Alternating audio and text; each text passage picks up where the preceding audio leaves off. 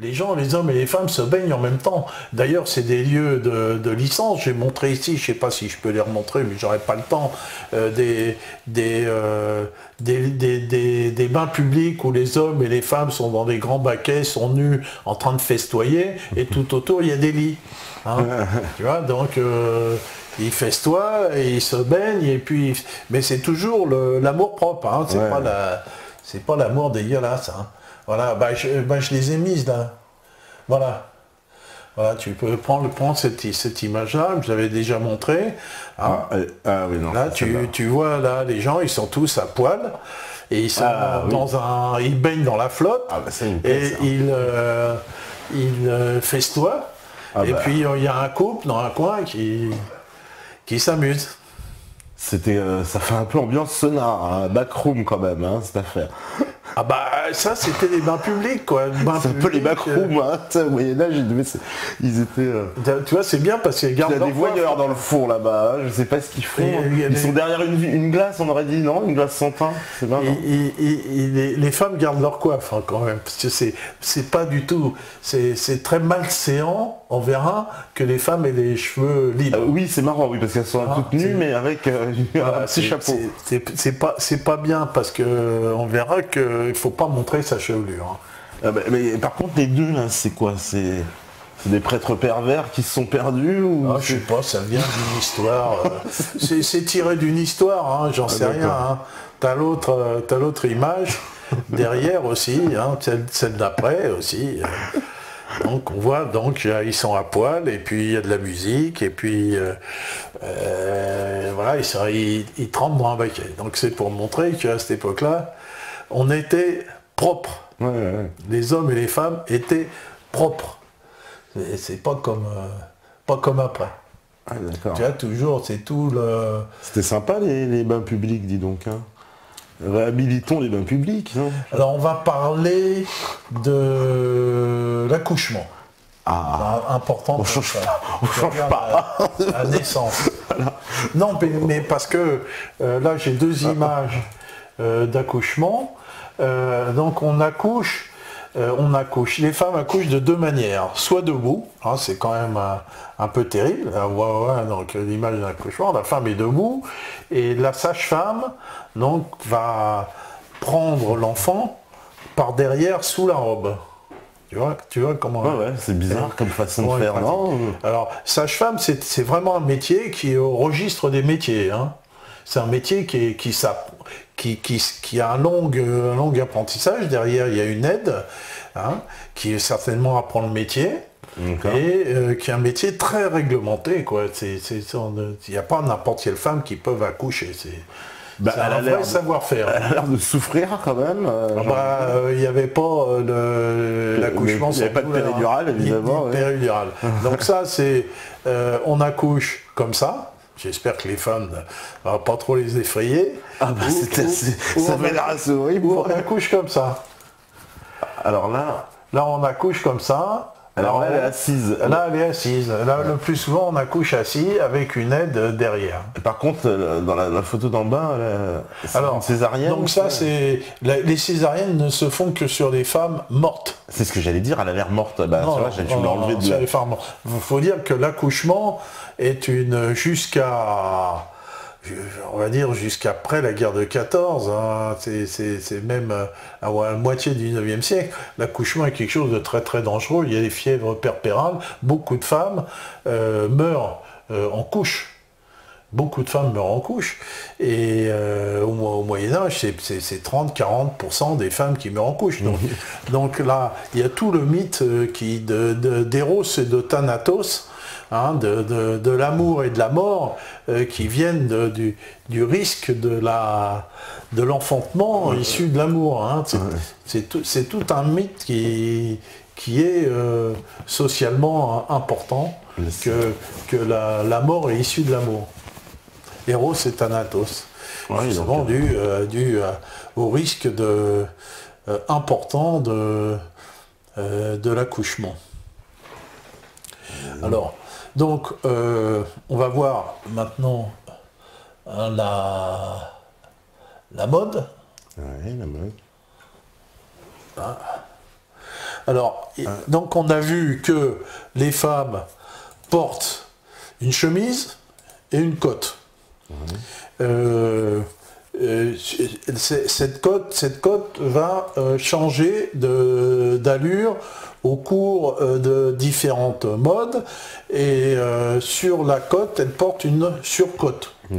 Donc il y a toujours 3 couches de vêtements, au moins. Hein, et sur la surcotte, une surcotte et après il y a quand elle sort, il y a un manteau, ce qu'on appelle un mantel. En fait c'est une cape qui est avec une capuche souvent pour sortir. Hein, et dans les pays froids, il y a encore des pièces intermédiaires. Il peut y avoir un boléro, quelque chose comme ça. Hein, parce que les chauffages sont pas très importants, il fait froid, et donc on multiplie chez les femmes comme chez les hommes les couches de vêtements. D'accord. Alors on n'a pas plus chaud pour autant. Voilà. Alors là aussi, donc pour l'intimité de la femme, on va en terminer avec l'intimité. Pour les menstrues, pour les règles, donc les femmes portent ce qu'on appelle un drapeau, qui est le même terme que les couches de bébé. Et on sait comment sont les couches de bébé, mais on n'a jamais vu, il n'y a aucune iconographie sur les drapeaux des femmes, donc on pense que c'est pareil. Donc c'est une pièce de drap triangulaire qui s'attache sur le devant. Voilà, pour empêcher que ça coule avec les règles. Voilà, je sais que ça... Culotte, ça devait pas être jojo quand même, quand elles étaient en menstrues, les femmes. Ah bah quand elles avaient leurs règles, elles mettaient ça. Sans vouloir être inélégant, mesdames, mais bon, quand même, sans culotte, elles mettaient ça. Mais je vois que dans le trousseau de ma grand-mère, qui est née en 1890, il y avait encore ces pièces en triangle qui existaient encore. D'accord.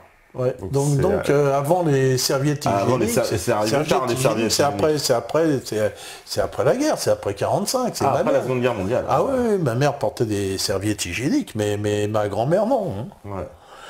Donc les femmes portaient ces pièces de drap en triangle pendant leur règle. Voilà. Bon, vous savez tout sur la femme du passé. Donc là, si la chemise... alors c'est laquelle faut donc là, c'est la cotte ou la robe et la surcotte qui change avec la mode. Hein. Quelle image Bon, bah là, par exemple, on va prendre celle-là, hein, parce que là, on parle du bliot. Alors, le bliot qui durera longtemps, c'est une cotte dont les manches... Tu vois, s'évase, et plus on est noble, et plus ça traîne par terre. Hein. Donc ça, c'est un symbole de richesse en fait. C'est un symbole de richesse, et puis aussi la longueur de la robe, de la jupe, qu'on appelle la jupe. Hein.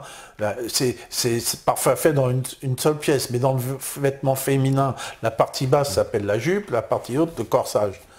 Hein. Il y a jupe, le corsage, les manches. Voilà. Alors, il y a des cottes qui sont ouvertes ici, hein, et qui permettent de ne pas enfiler les manches. Et ça, surtout pour les travailleuses. Et on noue les manches derrière et on est en bras de chemise. Donc, on a une cotte qui est... on a les manches libres. Les manches libres, Voilà, ça existe. Mais ça, c'est pour les travailleuses, pas pour les femmes riches. Donc là, on a quelques formes de bliot, tu vois, là. Hein, voilà, un bliot. Donc là on est 12e siècle. Hein. 12e siècle, ils ont ramené ça après la croisade, le terme de bliot. Donc au 12e siècle... Ça vient d'Orient encore. Beaucoup de choses viennent d'Orient. Hein. Au XIIe siècle, donc la femme est moulée encore. Hein, au XIIIe siècle, et il ne sera plus. Donc elle a sur la tête un voile et on voit un cercle. Ouais. Ça peut être une couronne de fleurs pour les jeunes femmes. Hein. Les cheveux sont souvent des tresses. Alors c'est des tresses qui pendent, mais après l'Église va beaucoup travailler sur la femme, hein, pour la masquer. Et donc on verra qu'au XVe siècle, donc on verra quasiment plus les cheveux, quoi. Hein. Les cheveux doivent plus se voir. Au XIIe siècle, on les voit encore. Donc là, au XIIe siècle, la femme a l'air encore d'une belle femme. Au XIIIe, elle va être complètement effacée.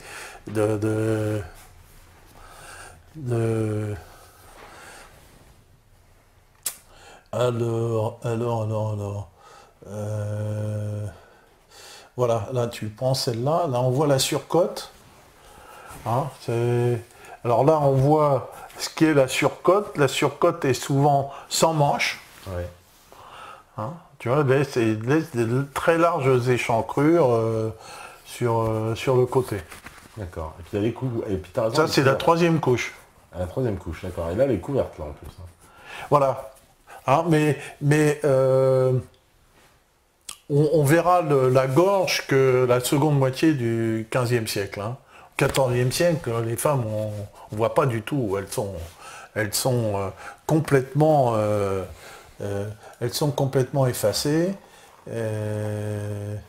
On verra. Alors, tiens, alors sur la tête, ici, hein, donc les cheveux commencent à se mettre dans des filets. Ouais. Là, on voit un touret et avec une barbette et les cheveux qui sont enfermés dans un filet. Alors, on va revenir en arrière, on va prendre le codex. Alors, naissance. Voilà, codex Manessé. Prends le codex Manessé qui est intéressant à plusieurs titres. Parce que le Codex Manessé, c'est un traité d'amour courtois allemand, Heidelberg, hein, où il y a environ 200 images qui sont restées. Et donc, c'est une source d'iconographie extraordinaire.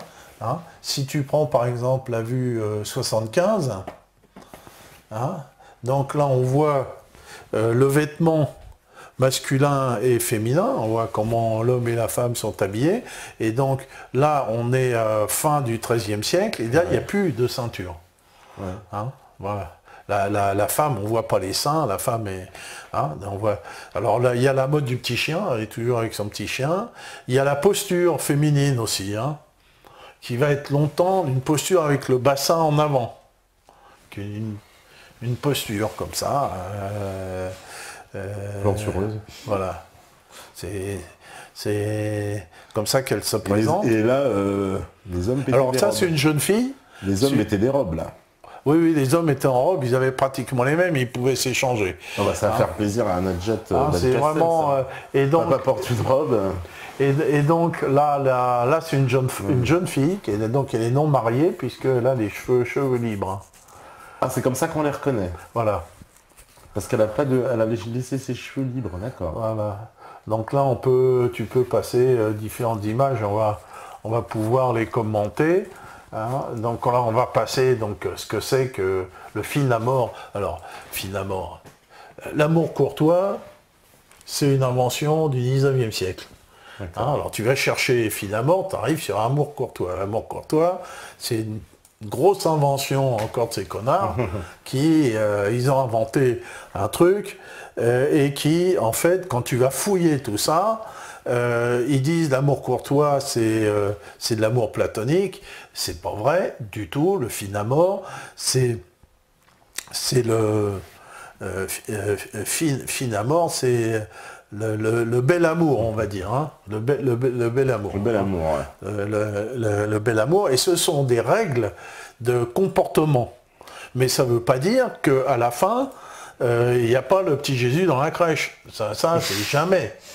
Jamais. Donc on va voir ce que toute l'histoire du rapport homme-femme et en fait du rapport sexuel. Est-ce qu'il y a un rapport sexuel?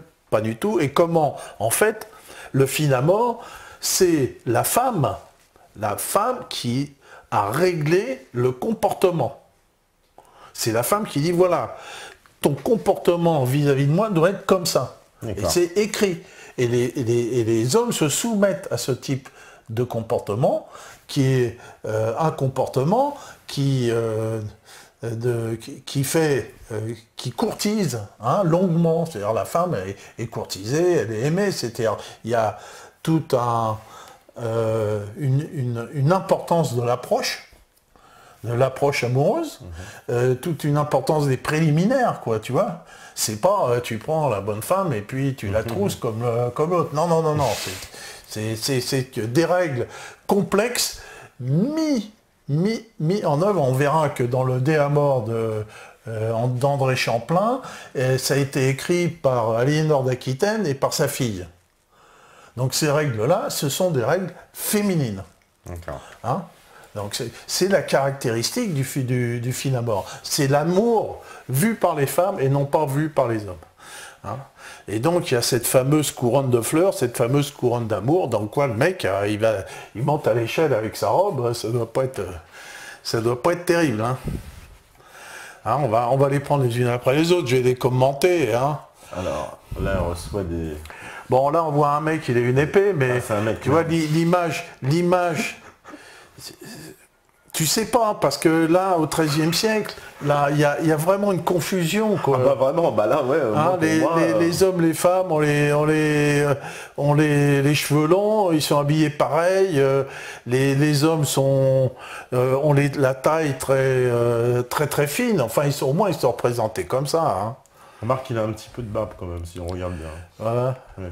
Voilà, alors là, on voit par la suite, donc là, bon, ça c'est l'image du chevalier classique, on va passer. Alors attends, pourquoi il a une tête d'aigle?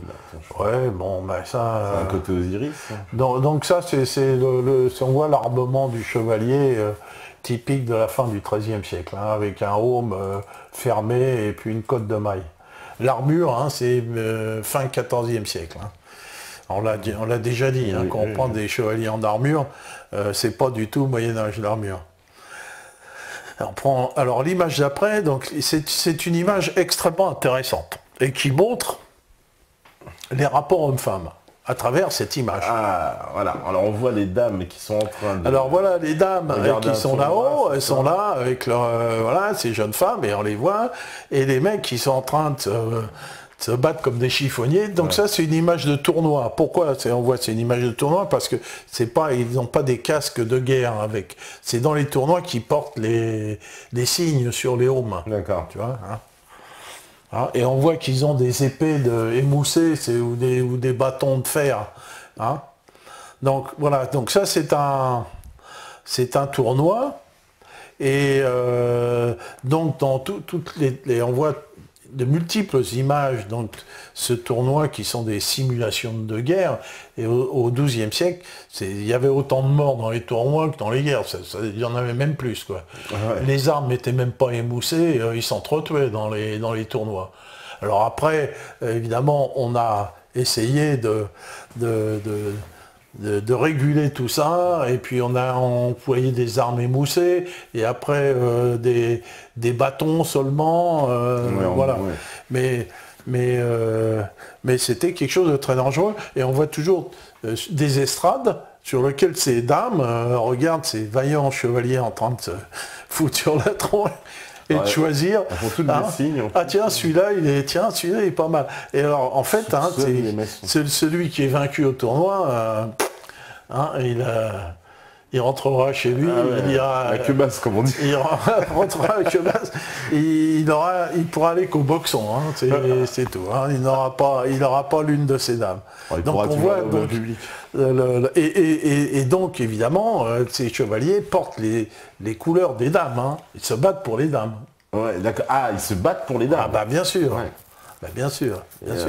Chaque dame a son chevalier qui porte un objet à elle. Il y a donné un mouchoir, un foulard, quelque chose comme ça, quoi. C'est un peu rituel presque ça. Ah bah oui, et puis il a intérêt à gagner, parce que sinon... Sinon, pas de... Ah, voilà, pas de sexe. Voilà. Là, on a encore une autre image qui est typique, hein, qui est l'image typique médiévale, où ces messieurs se battent et, sous le regard de ces dames. Et donc, c'est ce qui montre un petit peu le... Et puis les dames sont en haut, quoi. Tu vois, ils ont une position un peu sociale d'arbitre, en fait. Hein. Oui, c'est marrant parce qu'elles font toujours des signes en plus un peu. Là, on a vu déjà cette image-là.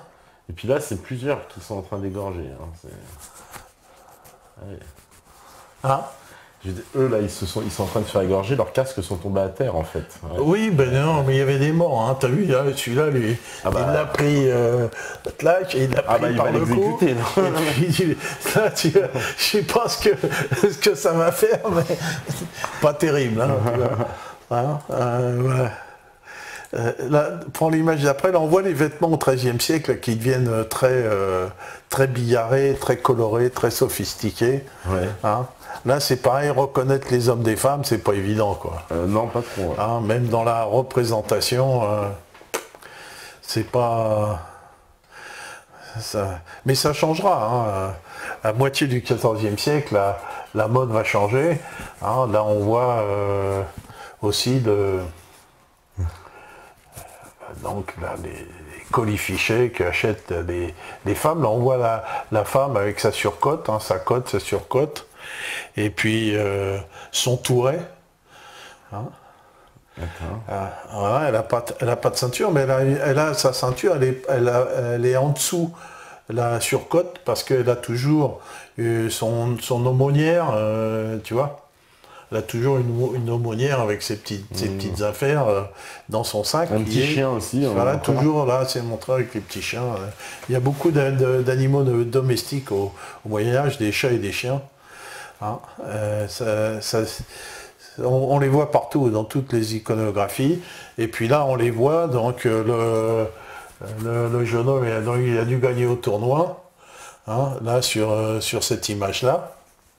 Alors, il y a tout un tas de symboliques. Donc on voit que là, on les voit bien qu'ils sont habillés pareil, quoi. Ouais. Hein. C'est marrant ça, ouais. Et puis bon, il y a un oiseau qui mange, on ne sait pas. Voilà, c'est 1300, 1310, quoi. C'est le début c'est l'époque des rois maudits. D'accord. Hein.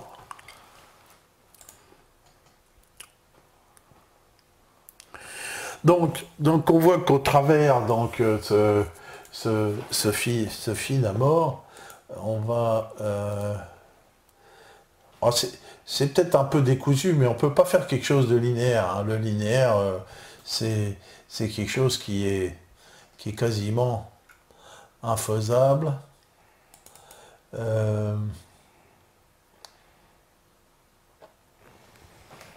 Là, prends fil à mort, il y a encore des images intéressantes.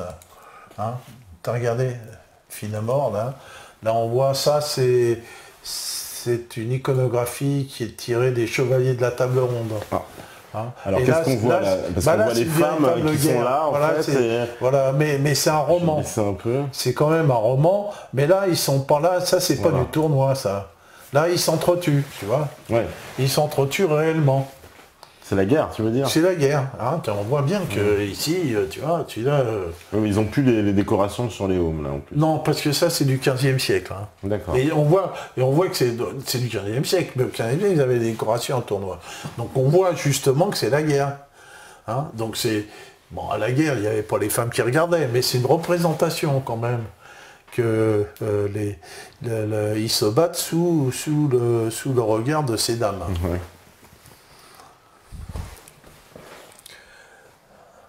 Et donc là on voit aussi, ça aussi c'est tiré des chevaliers de la table ronde, c'est Lancelot et Guenièvre, hein, qui... Alors on voit on voit que c'est du 15e siècle, de par la surcote qui est échancrée. À part c'est Agnès Sorel qui va mettre ça à la mode. Hein. Agnès Sorel. Hein, c'est voilà, qui est échancrée. Un anagramme. Voilà. Une lointaine ancêtre, certainement, on dit Agnès Sorel, c'est vraiment... Alors, je voudrais quelques éléments. d'André Le Champlain. Faut que je mette mes lunettes parce que...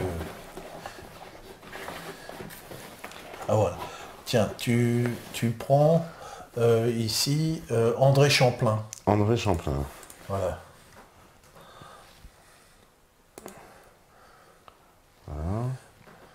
Voilà. On va édicter des règles d'amour. Oui. Non, alors ça, c'est pas ça. C'est pas ça. L'amour courtois. Le déamore, déamore. Voilà, on va apprendre l'histoire du déamore. Okay.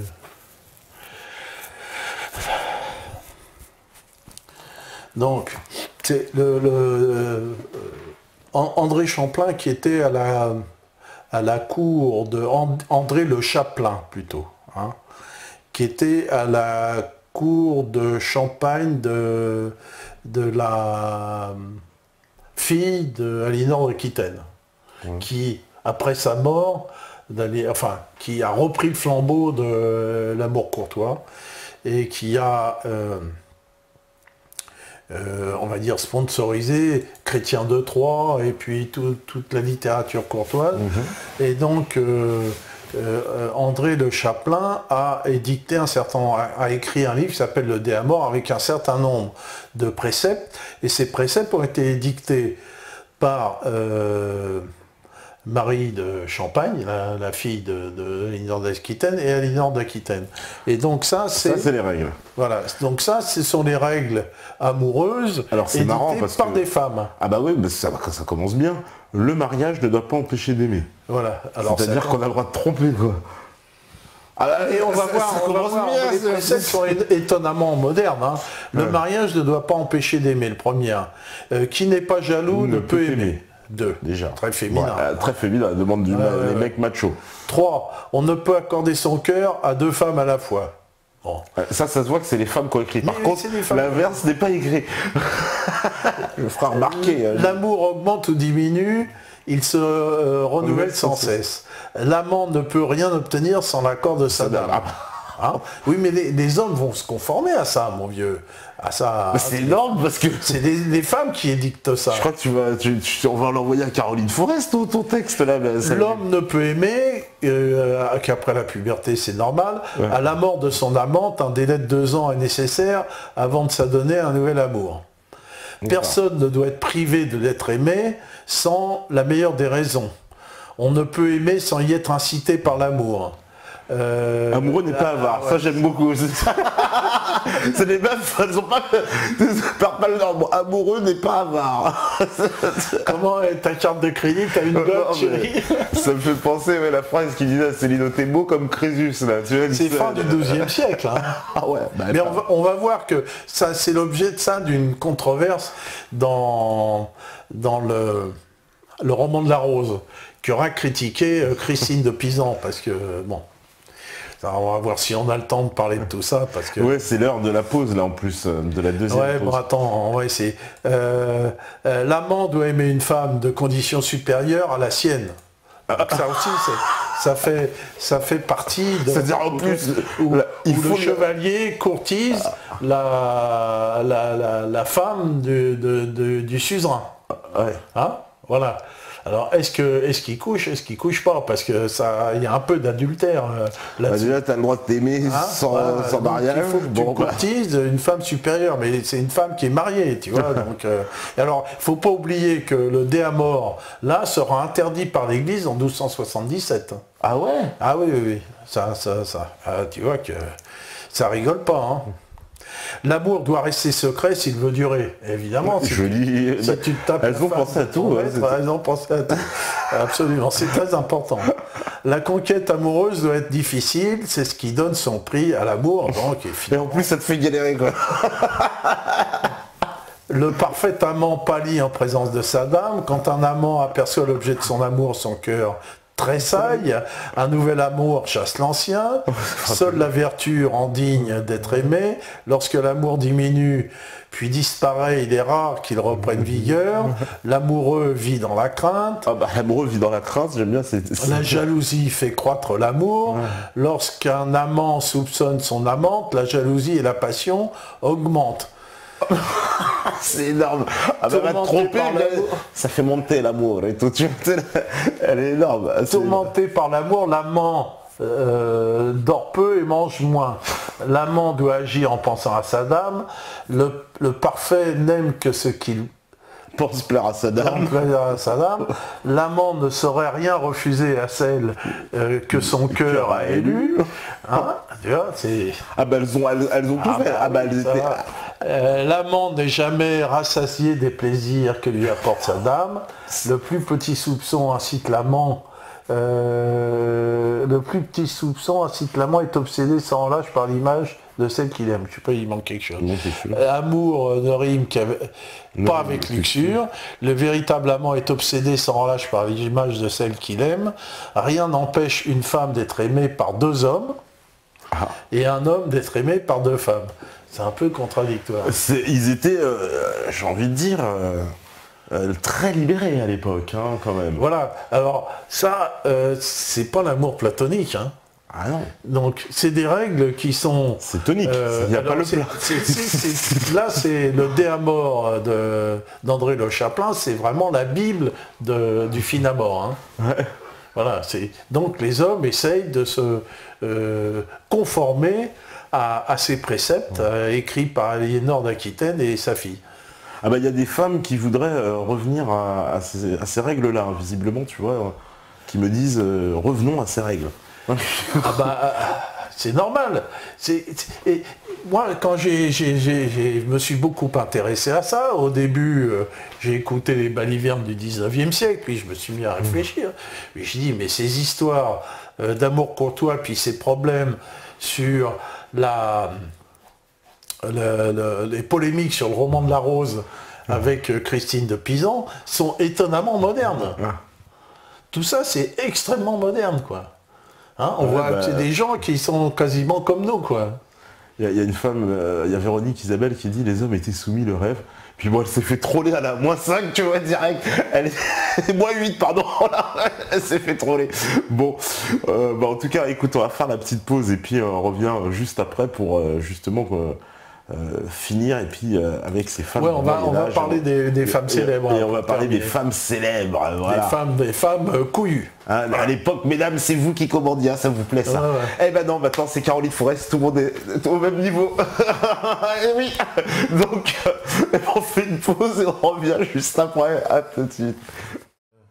Voilà, donc Philippe IV et ses enfants. Voilà, donc de retour toujours avec Alain et on va...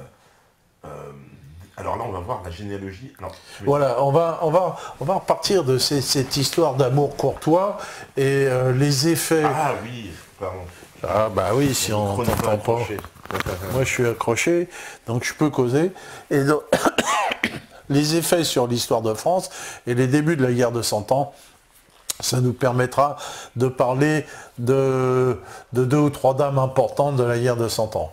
Donc on a déjà, tu te rappelles les rois maudits, j'avais fait ça pour les rois maudits, et donc pourquoi on n'a pas de reine de France. Donc on connaît, tout le monde connaît l'affaire des Brus du Roi. Tu prends Philippe IV et ses enfants. Il n'est pas dans le... T'as pas Philippe IV et ses enfants? Bah non, j'ai copié de bon, alors, donc on sait que si, tiens, il est là, regarde. Le successeur de Philippe IV et de Jeanne de Navarre, voilà, et donc Louis X le Hutin, qui a épousé... Philippe IV dit Philippe le Bel. Hein, voilà, Philippe IV dit Philippe le Bel, qui a épousé Marguerite de Bourgogne, voilà. Et que Marguerite de Bourgogne et sa sœur, Jeanne d'Artois, ont été prises avec des jeunes chevaliers, donc selon les règles de l'amour courtois, donc le jeune chevalier qui courtisait la dame de son suzerain, et que là, ça a dû se terminer au lit. Ouais. Donc cet amour dit fin à mort, finalement, n'est pas du tout un amour platonique, hein, ça se termine souvent par une partie de sexe, et donc c'est le grand scandale, hein, de l'histoire des rois maudits, et que donc on sait que Marguerite de Bourgogne et donc Jeanne d'Artois seront tués. Hein, les deux chevaliers seront atrocement torturés, mutilés, écorchés, émasculés, etc. Et donc ces deux princesses seront enfermées et donc mourront dans leur prison. Voilà. Et donc Marguerite de Bourgogne et Louis X de Lutin ont une fille, Jeanne II de Navarre, et n'ont qu'une fille, et cette fille aurait dû être reine de France selon les règles féodales. Donc attends, pour bien comprendre, Jeanne de Navarre, c'est la femme de Philippe le Bel. Jeanne Ier. Jeanne Ier de Navarre. Ouais, ils ont eu un enfant, donc Louis X le Hutin, voilà, qu'on appelle Louis X. L'aîné, qui est roi, qui est devenu roi à la mort de Philippe. Qui est devenu roi à la mort de Philippe le Bel. Ouais. Et il s'est marié avec Marguerite de Bourgogne, ouais, et ils ont eu une fille qui s'appelle Jeanne de Navarre. Jeanne de Navarre. Voilà. Hein, et qui s'est mariée avec Philippe III de Navarre. Bon, alors, Jeanne de Navarre, selon les règles féodales, aurait dû être reine de France. Voilà. Et donc elle est pas reine de France parce que les Valois, le frère de Philippe IV, ont commencé à lever les bras au ciel. Ah oui, voilà, mais peut-être que, étant donné que Marguerite a la cuisse légère, peut-être que sa fille n'est pas de sang royal. Donc ils ont argué de ça. D'accord. Donc ils ont d'abord dit, bah, à ce moment-là, on va faire en sorte que ce sera Philippe V qui sera roi. Bon, on sait que Philippe V qui était le frère de Philippe le Bel. Hein. On sait que tous les frères n'auront pas de descendance mâle et que finalement tout ça c'est une histoire qui a été racontée par les rois maudits, qui a fait le livre des rois maudits. Ouais, j'ai oublié, ça qu'on en avait parlé. Alors attends, pour bien comprendre, donc Philippe V ensuite, il se marie avec Isabelle. Voilà. Mais bon, on va pas reprendre toute l'histoire des rois maudits. C'est pour dire que cette affaire d'amour courtois s'est terminée en scandale et en coucherie, et que en fait, de ce fait-là, on a inventé une loi qui s'appelle la loi salique, qui est une invention pure et simple, qui veut dire que le royaume de France ne peut pas passer de l'anse en quenouille. Voilà. Donc on ne peut pas avoir de reine. Donc on a inventé ça pour empêcher Jeanne de Navarre d'être reine. Hein, et donc on a pris la descendance du frère de Philippe le Bel, Charles de Valois, donc c'est Philippe VI, et donc la branche capétienne va passer aux Valois de ce fait-là. Et donc ça sera toute l'histoire de la guerre de 100 ans. Parce que, en fait, avant qu'on édicte la loi salique, Jeanne, on a fait renoncer Jeanne au trône de France. Elle a écrit, on lui a donné des avantages, mais en fait, c'est pas la loi salique qui l'a fait qu'elle est pas reine, c'est qu'elle a renoncé volontairement au titre de reine de France. Hein.